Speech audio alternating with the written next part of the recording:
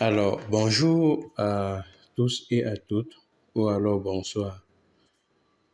Aujourd'hui, je vais prendre un cas concret. Veuillez suivre attentivement cette petite vidéo. Cette vidéo s'adresse à tout le monde, mais ce cas spécifique va s'adresser particulièrement aux enseignants. Alors, pourquoi aux enseignants? Je vais prendre un cas spécifique. Je suis enseignant d'informatique. Je tiens une classe de 3e. On a un nouveau programme qui est mis à la disposition des enseignants et des élèves cette année en classe de 3e en informatique. Je me sers du livre pour pouvoir produire le cours et j'ai besoin d'améliorer le cours qui est dans le livre afin que cela soit le plus accessible possible aux enfants, que ce soit le plus compréhensible. Alors, comment faire pour optimiser mon temps de préparation et la qualité de ma préparation? Pour cela, j'aurai besoin de deux éléments. J'aurai besoin de Microsoft Office Word et d'une connexion Internet. Bien, pourquoi la connexion Internet? Parce que nous allons utiliser ici un outil d'IA, c'est-à-dire d'intelligence artificielle. Donc, si vous avez bien compris, ce que nous allons faire, c'est que nous allons faire interagir Microsoft Word et une intelligence artificielle. Il s'agit ici de l'intelligence artificielle Rosie. Permettez que j'ouvre d'abord Microsoft Word. Bien, comme je disais, nous allons faire appel à sa fonctionnalité autopilote que nous avons ici. Alors, qu'est-ce que nous allons faire? Ici, ce que je veux faire, c'est préparer ma première leçon d'informatique en classe de 3e. Alors, comme je disais, je vais prendre la leçon sur les composantes de l'architecture d'un ordinateur. Alors, j'ai mis pause à la vidéo tout à l'heure, à l'enregistrement tout à l'heure pour pouvoir saisir et pouvoir coller par la suite pour que cela ne nous prenne pas beaucoup de temps dans la vidéo. Bien, donc, ce que vous faites, c'est que vous ouvrez l'autopilote à ce niveau et puis dans la petite barre de recherche ici en bas, qu'est-ce que vous faites? Il est inutile de préciser que vous devez être connecté à Internet. Alors, vous devez saisir ce que vous voulez. Moi, par exemple, je demande à Autopilote de faire quoi? De pouvoir me faire un plan détaillé sur le nouveau programme d'informatique en classe de 4e. En classe de 3e, autant pour moi, au Cameroun. La leçon sur laquelle porte le plan, est la leçon suivante. Bon, vous allez m'excuser pour les fautes, c'est suivante. Leçon. Cameroun, C majuscule. Rôle. O avec accent. Bien. La leçon suivante. Composants et rôle de l'architecture d'un ordinateur. Donc, on peut mettre ça entre guillemets. Et puis, je précise, selon le modèle APC. Bien, je lance ma recherche.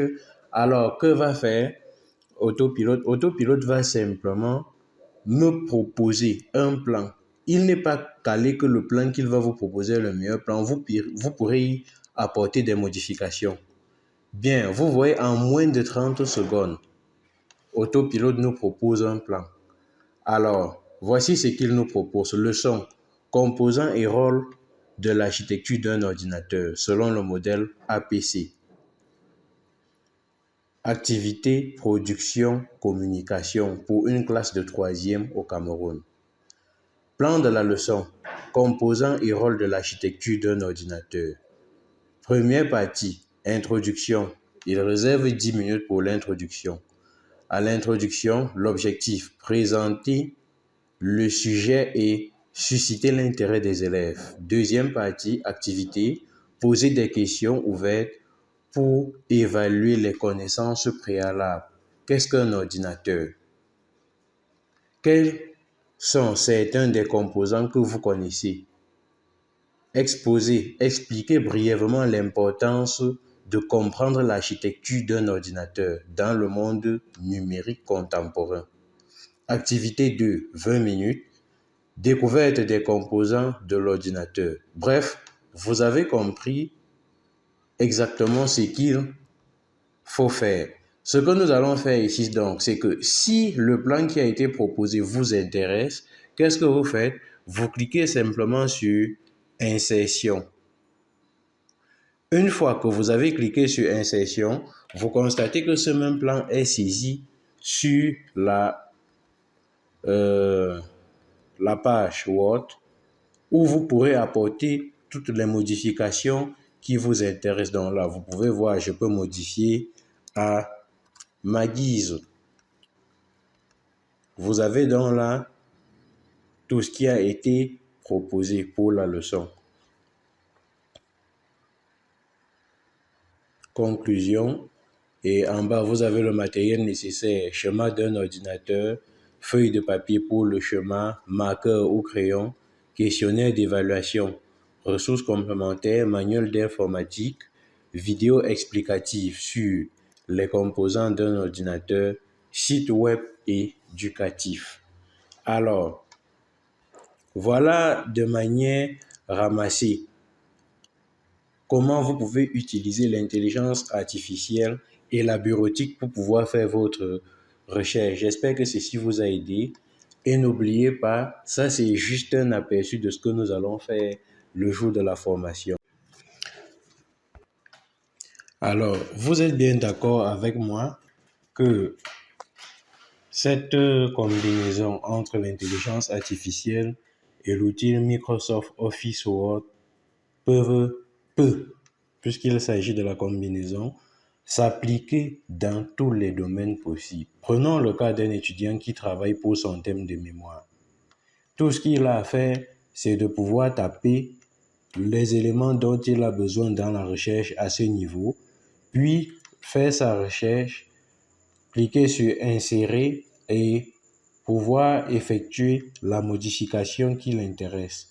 Si c'est un plan, si c'est un déroulement, si c'est une introduction, conclusion, je ne sais pas, toutes les différentes parties qui l'intéressent. Cela peut s'appliquer tant à un ingénieur qu'à, je ne sais pas quoi, un architecte, ainsi de suite. Donc, c'est à vous de savoir comment utiliser cet outil.